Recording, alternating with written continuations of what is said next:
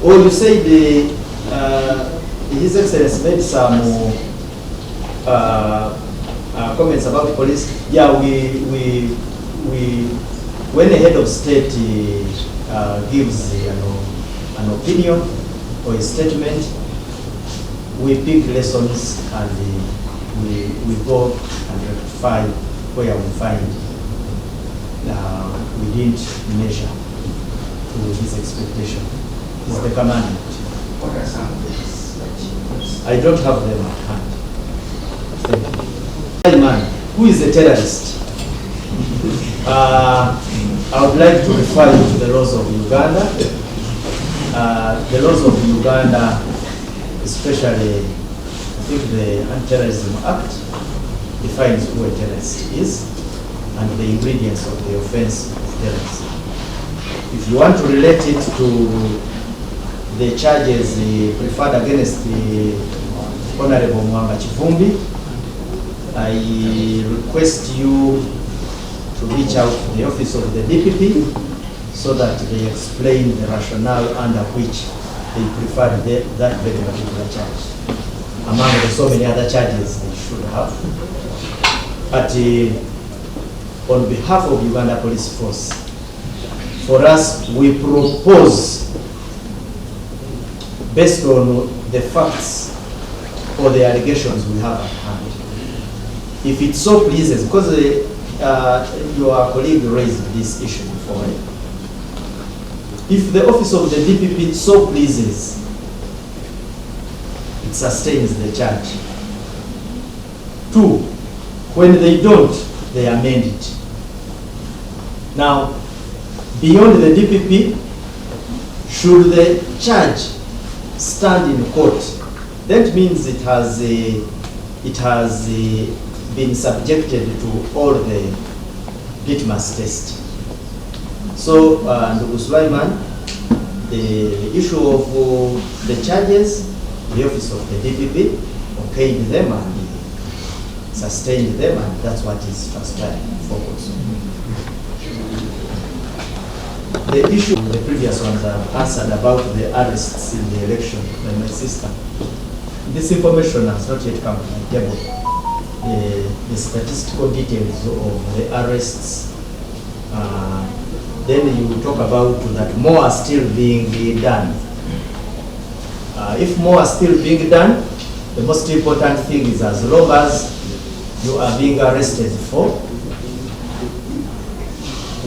genuinely an offense you committed or you are suspected of being committed. And no, when you get arrested, when you come into contact with the police, they tell you why they have arrested you. And if you are, once we arrest anybody from the community, and you are told that one of your persons was arrested, go to the nearest police, and then you will be told why you were arrested. So thank you. Maybe just let me be brief. In Uganda, you hand over a suspect without a statement. I would like to re-echo this, that when we arrest persons,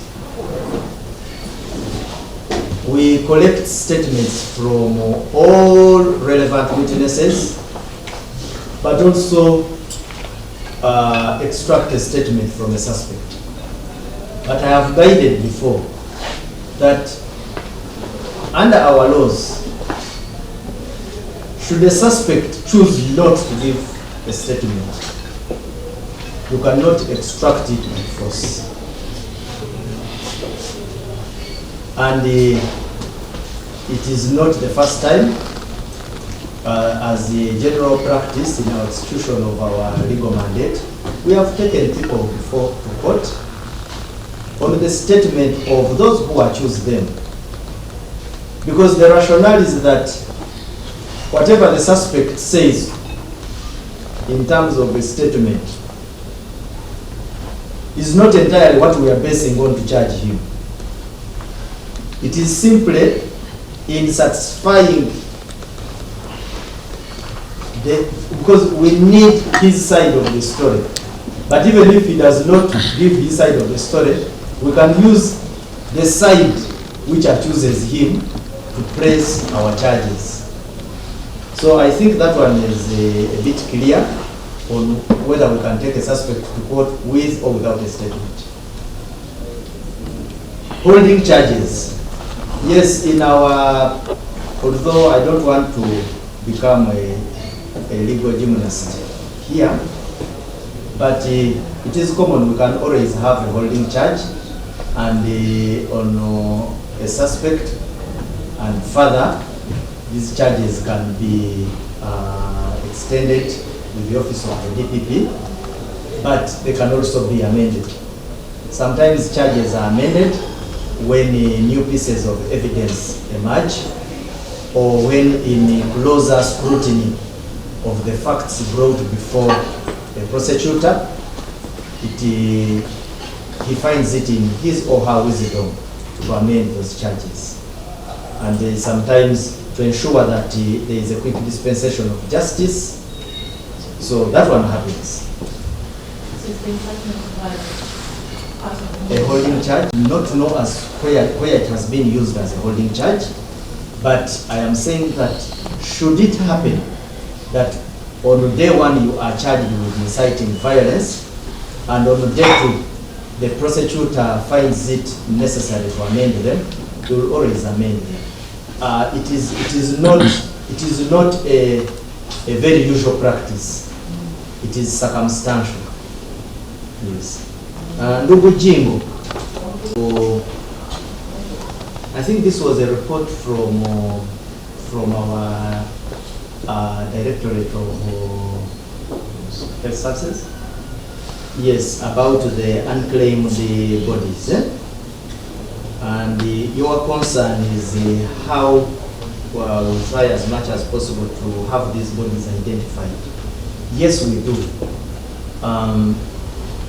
When we register a fatality at a crime scene, we convey the deceased or the remains of the person to the mortuaries in Uganda. We also engage communities. Now, there are of course unclaimed bodies for various reasons. Specifically, we have encountered the unclaimed instances of unclaimed persons. Let's say with persons of mental disability.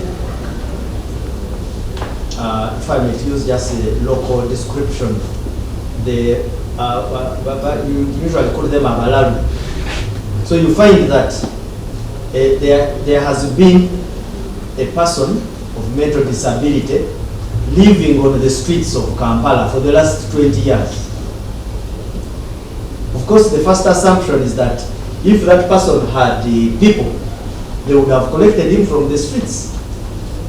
But there are people of mental disability, whom you call abalalu, who have been on the streets for 20 years. Now, when that person passes on, we convey the body to the city Mogu. Now, just like he has never been claimed in the last 20 years, he will still not be claimed after he has been delivered. So such a person most likely is going to end up being buried in a city mortuary. There are also suspected criminals. You find somebody coming, he causes mayhem on a certain village, and he's not known on that village. So, but where somebody at least is known on the village, we communicate. We have a very frequent engagement with the public through our community policing programs. 509 is the statistic, the national statistic, but I am specifically limiting my explanation to the circumstances. It could even be 1,000. So don't fear the numbers. You concentrate on the logic, the logical explanation issue. I am saying that if a person is a mentally disturbed person, he has been on the streets for 20 years. He passes on and we deliver him to the city mortuary. He will not be claimed by anybody, just like they never claimed him in the last 20 years. So it doesn't matter whether they become 400. I see your worry is about the numbers.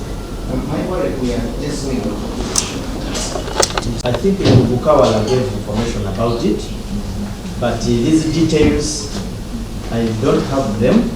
Let's have them packed together. And I think my brother, the PRO of Mp will come more clear on this. But for those who are watching or listening to us, there is a lady who complained of a certain taxi that was even photographed by its number plate and shared with us. There was a suspicion that the occupants were criminals. So in response, police swung. There could have been the assistance. There could have been the assistance of wananchi, but those are details. But what is on the record is that the taxi is in our hands and investigations are going on. What is most important is the lady who made that allegation should come out and substantiate it. Come out, give your statement. If they are arrested persons, you shall need to identify them, and then appropriate action will be taken.